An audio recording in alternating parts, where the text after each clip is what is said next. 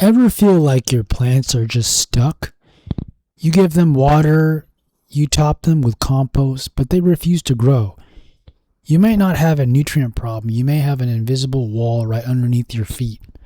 Today we're looking at the biology of soil compaction. But we aren't just talking about hard dirt. We're diving into how squished soil triggers a massive microbial war zone underneath your garden beds, completely flipping your soil microbiome upside down. To understand this, we have to look at what healthy soil actually looks like. It is not a solid block of chocolate cake. Perfect soil is actually 50% empty space. Think of it like a giant underground apartment complex. Half of it is solid mineral matter and organic stuff, and the other half is a network of tiny tunnels and pockets called pore spaces. This space holds two things our plants crave: air, oxygen, and water. When you step on your garden beds using heavy machinery or leave your soil bare in the heavy rain, you destroy those apartments. The pore space collapses. Instead of fluffy sponge, your soil becomes a dense brick. Agronomists and soil scientists measure this using a metric called bulk density.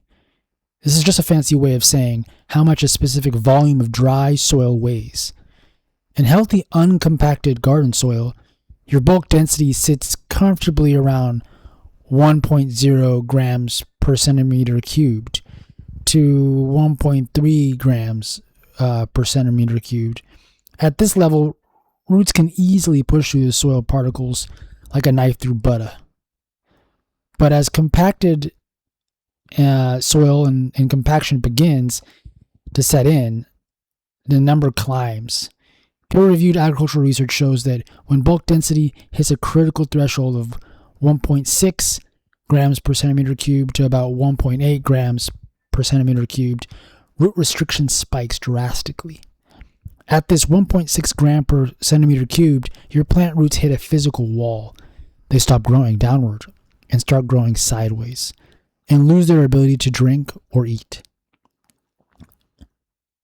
But the physical squeeze is only half the problem. The real disaster happens to the life inside the soil. When you crush those pores, you squeeze out the oxygen. This completely shifts the biological balance. Healthy soil relies on aerobic process, meaning life that breathes oxygen. Your best microscopic friends like plant-associated mycorrhizal fungi and beneficial aerobic bacteria need oxygen to survive. They're the ones mining nutrients for your tomatoes and building soil structure. When oxygen level plummets, these beneficial communities collapse, and in their place, an army of anaerobic prokaryotes and saprophytic fungi take over. These are organisms that thrive without oxygen.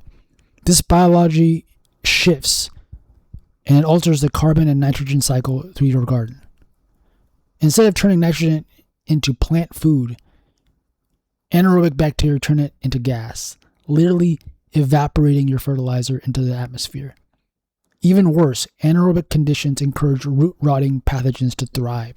Your soil stops working for you, and the plants start working against them. So how do we fix this without ruining our backs and renting heavy tillers? Here are 3 actionable science-backed steps to restore your soil's microbiome. Step 1. Stop tilling and adopt a no-till system. Tilling feels satisfying, but it shatters soil structure and creates a hard pan layer just below the blades. Switch to top dressing your beds with compost instead. And step 2. Let roots do the heavy lifting. Plant bio-drilling cover crops like daikon radishes, also known as tillage radishes. And they have a powerful taproot that can easily bust through soil with a bulk density over 1.6 grams per centimeter cubed. As they die and rot in the winter, they leave behind open vertical tunnels filled with organic matter. And step 3. Feed the right microbes. Add wood chips, straw, and fallen leaves to the surface as mulch. This feeds the beneficial epigeic earthworms and fungi, which naturally loosen the soil from the top down. Your soil is living, breathing. Keep your feet off the beds.